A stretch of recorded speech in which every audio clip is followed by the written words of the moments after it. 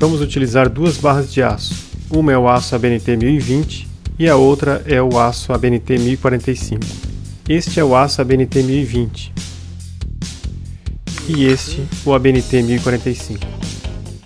Como é que eu sei que um é o 1020 e o outro é o 1045? Existe uma marcação para identificar. No caso, o aço 1045 possui uma das faces na cor verde e o 1020 não. Se não fosse por isso, não teria como saber só olhando.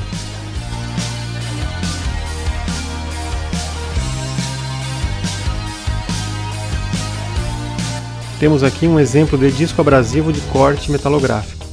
É um disco relativamente fino que possui uma espessura de 1 mm. Esses discos possuem granulometria específica, tipo de grão e tipo de ligante adequado para os tipos específicos de materiais. As duas barras serão seccionadas nesta cortadeira metalográfica da Struers modelo Discoton.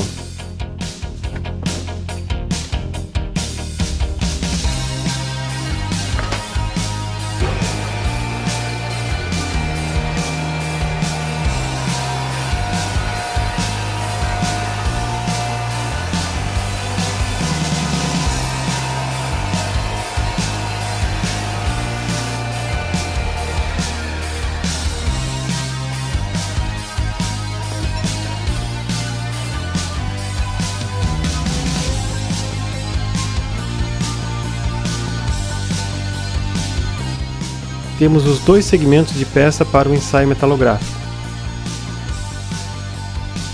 Temos o aço 1045 e esse aqui é o 1020. É possível observar o bom acabamento do corte. O corte já deixou uma superfície bem plana.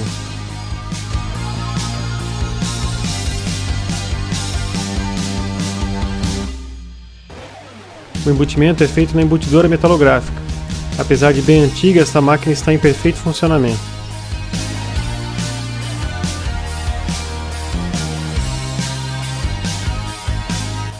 Como ela funciona? Ela possui um macaco hidráulico onde o óleo é bombeado por esta alavanca. Aqui temos uma unidade de aquecimento, onde dentro dele temos um cilindro com uma cinta de resistência em volta. A peça é posicionada dentro desse cilindro, juntamente com o pó do polímero, que é então compactado. Com a pressão e o aquecimento, ocorre a polimerização do material, tendo-se então um embutimento metalográfico.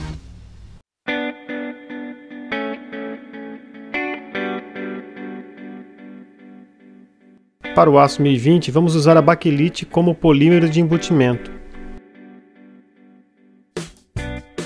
O primeiro passo é elevar o punção inferior até o topo.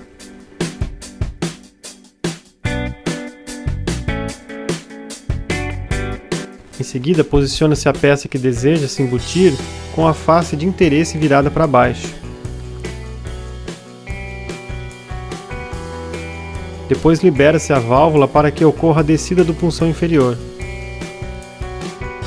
Pode-se observar aqui a peça posicionada no fundo do cilindro.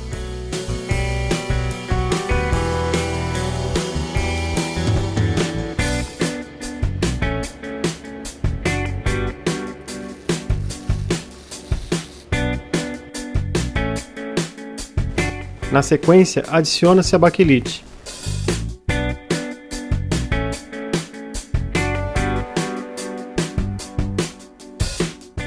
Posiciona-se então o punção superior. Coloca-se a trava. E é feito então o acionamento do aquecimento.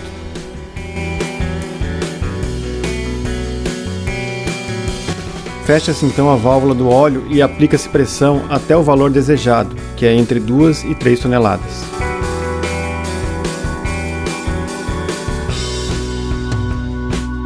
Após 10 minutos a aproximadamente 180 graus, desliga-se o aquecimento e procede-se com a abertura da circulação de água para o resfriamento.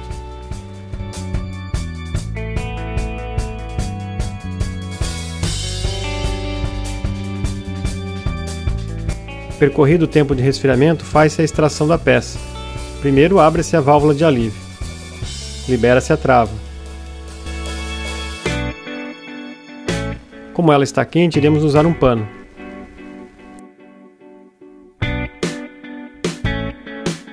Fecha-se então a válvula e aplica-se pressão para elevar o punção inferior e extrair a amostra.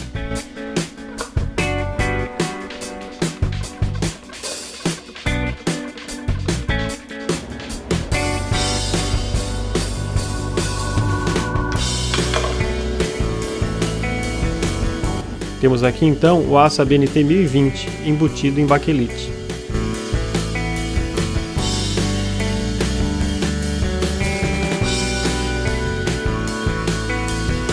Agora vamos fazer o embutimento do aço 1045. A peça foi limpa para ficar mais apresentável. Vamos colocar a face de interesse virada para baixo. Neste caso, vamos fazer o embutimento em resina acrílica. O restante do processo segue a mesma sequência anteriormente utilizada.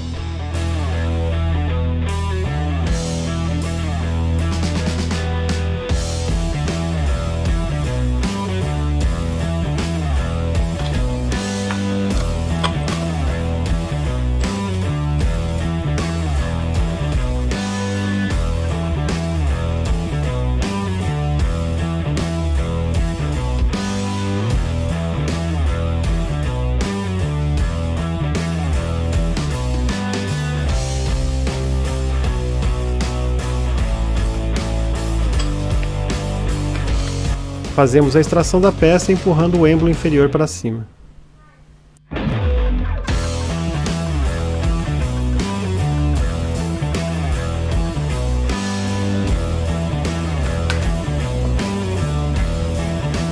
Temos então o aço ABNT 1045 embutido em resina acrílica. Normalmente essa resina é usada para embutimento a frio, mas pode também ser usada para o método a quente. O próximo passo é fazer a identificação da amostra, no caso é usado um lápis elétrico.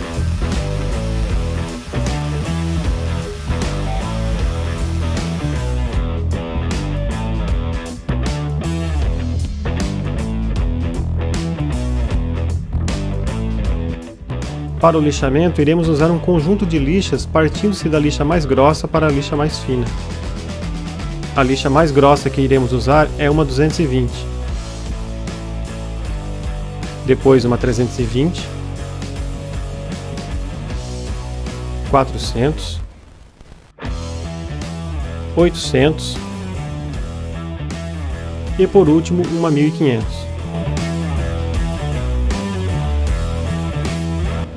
Agora a gente vai começar o lixamento. O lixamento ele consiste em obter a peça plana e com a menor rugosidade possível. Então, depois a gente no polimento. Vai começar aqui ó, na lixadeira, com a lixa mais grossa que é a 220. Lixadeira aqui, vamos ligar a água. A primeira coisa que eu vou fazer é desquinar a peça.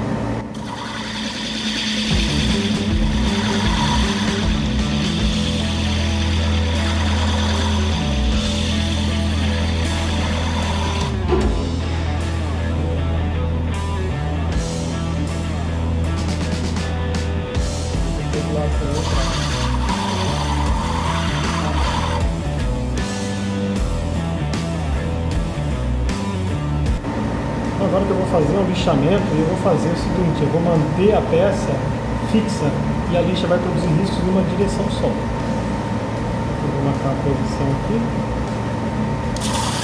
Eu posso fazer no máximo esse movimento aqui, ó.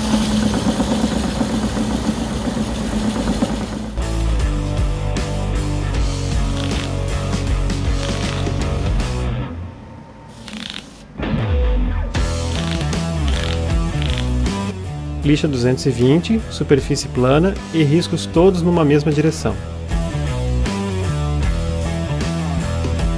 Tudo certo? Então vamos trocar de lixa.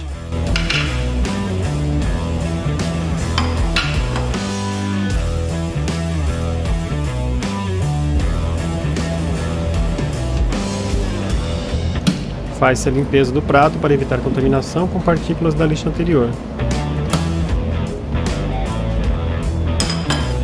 Agora vou para a lixa 320.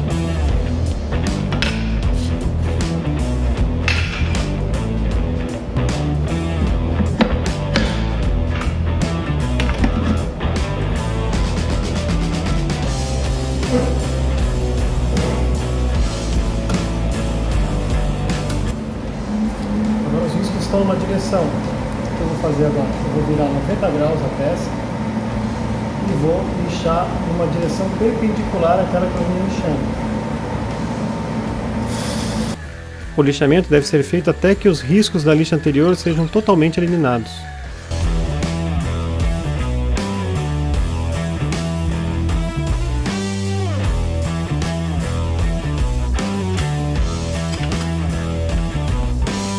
Agora, o processo segue de forma similar, trocando-se a lixa para uma com menor granulometria até a lixa mais fina possível.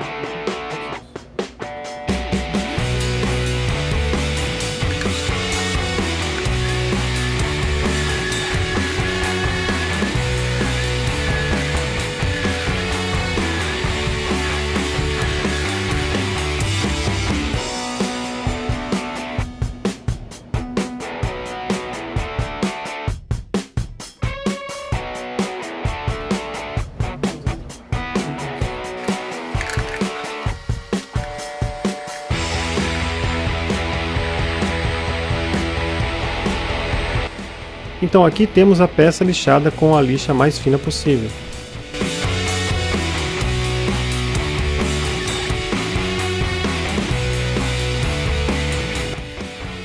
O polimento é realizado na politriz metalográfica. Ele é realizado utilizando-se um pano, que possui pequenas cerdas que lembram um tecido, tipo um veludo. Sobre esse pano é feita a dispersão de um abrasivo, que ficará suspenso com o auxílio de um fluido. No caso aqui, o abrasivo é feito de partículas de alumínio com tamanho de 1 micrômetro, e o fluido utilizado é água. No polimento, a peça não é mantida fixa como no lixamento. A peça deve ser movimentada para que se faça o polimento em todas as direções de uma maneira uniforme.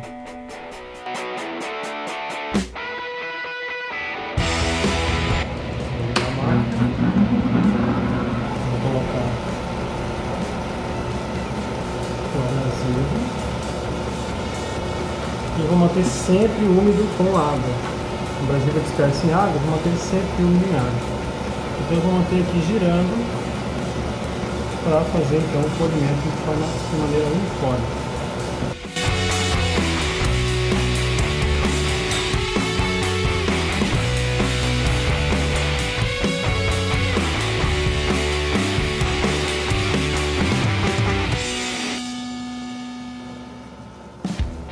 Após o polimento, temos então a superfície isenta de riscos produzidos pela lixa.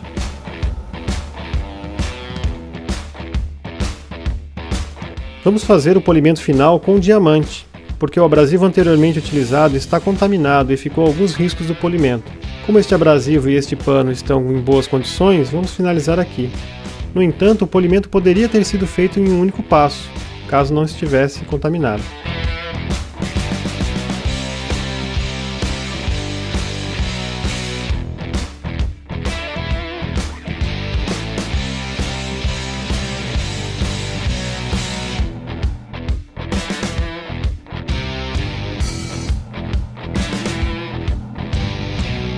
Agora temos a peça espelhada, isenta de riscos de lixamento e polimento.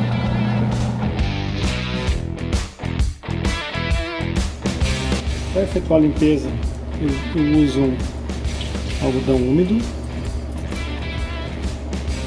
Eu passo detergente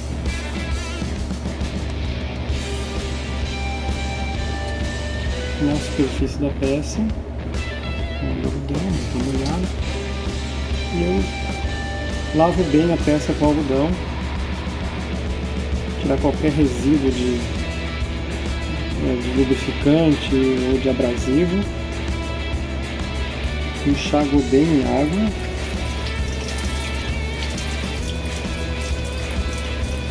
Enxago bem aqui, né? Bem todo o resíduo, inclusive da ponta dos dedos. para não contaminar a peça.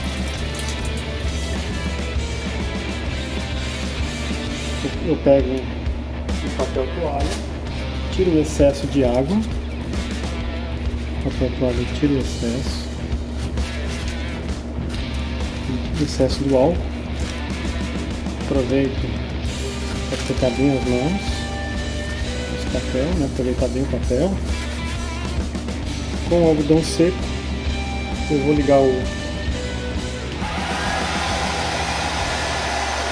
secador de cabelo, o secador, e vou secar o restante de álcool, mas sempre com a peça, né? Nunca na perpendicular, sempre na paralela ao sopro do ar, né?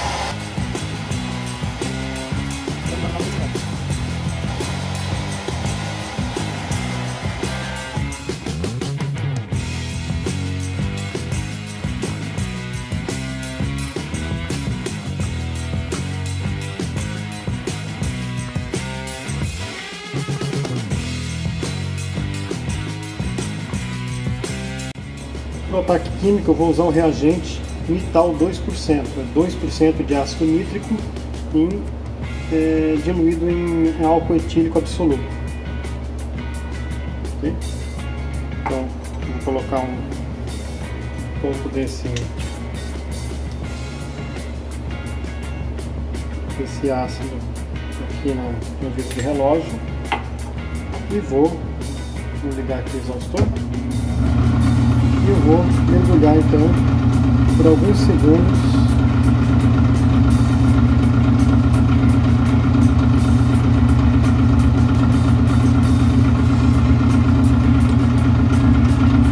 eu posso ir controlando e olhando, né?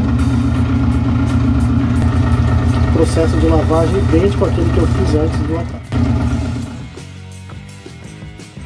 Então depois de atacada a peça, ela fica com esse aspecto mais fosco. Ela perde o brilho justamente porque ocorreu a corrosão ali da superfície, e é isso que vai revelar para a gente a microestrutura.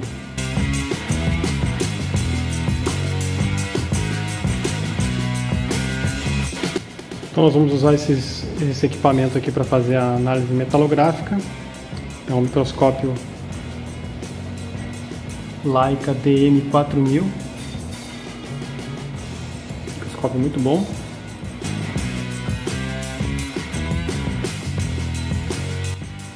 Como a superfície da peça ela tem que ficar perpendicularmente, nós temos que planificar, né? Temos que fazer uma planificação dessa peça. Então vamos usar aqui uma base com uma massinha, né? Massa de modelar. Vamos colocar aqui, vamos botar a peça que a gente preparou na massa. E esse dispositivo aqui ele faz a planificação. Vou usar um papel para não estragar a superfície, né? Ele faz então a planificação da peça. Agora a peça está com essas duas superfícies paralelas. Essa superfície aqui e essa aqui estão paralelas.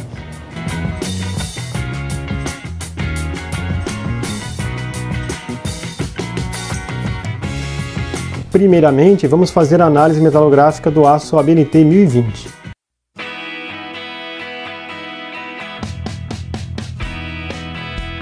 A primeira imagem é feita com um aumento de 100 vezes. É possível observar regiões cinza claro e regiões escuras. A região cinza claro é ferrita livre e a cinza escura é perlita.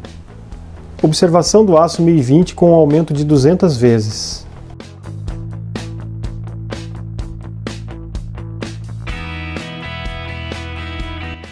Com esse aumento é mais fácil visualizar as ilhas de perlita, os grãos de ferrita livre e, mais discretamente, os contornos de grão. Agora vamos ver o 1020 com ampliação de 500 vezes.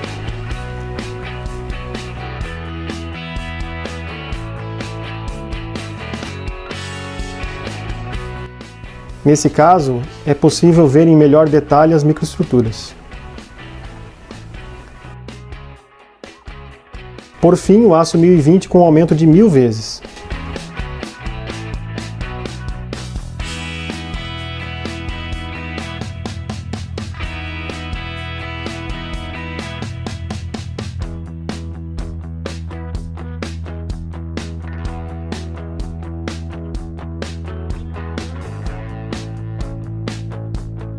Com esse aumento é possível destacar bem uma ilha de perlita e, inclusive, observar as placas alternadas de ferrita e cementita.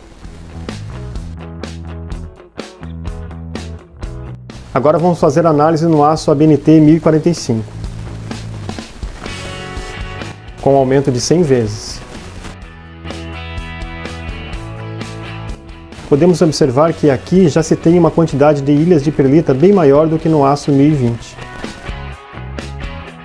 Com aumento de 200 vezes, conseguimos já ter uma melhor definição das regiões correspondentes à ferrita livre e perlita. Com ampliação de 500 vezes, destacamos as microestruturas.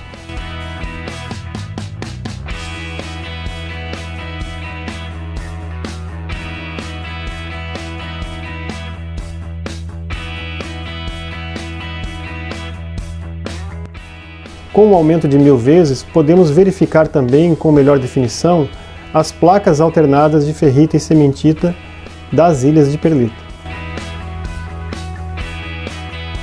Agora, para finalizar, vamos fazer uma comparação entre os aços 1020 e 1045.